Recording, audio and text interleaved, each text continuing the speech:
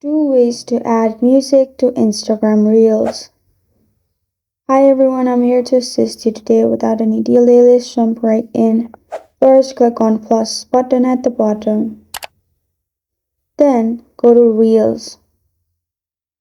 In Reel, you can simply select from here or take a video. I'll show you by taking video. Before taking video, click on music option at the top left and select the music you want. You can also search. Then click on arrow located at bottom right. Select done at top right. Then record a video.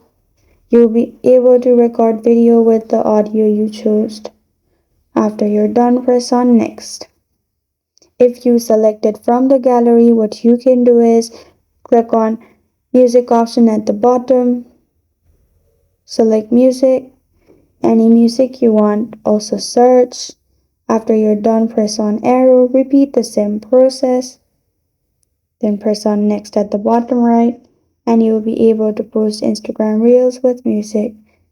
These are two ways to add music to Instagram Reels. Thank you for joining me today. If this video helps you out, please leave a like and subscribe. For more. Got a question or want to suggest a topic, comment below. Thank you for watching.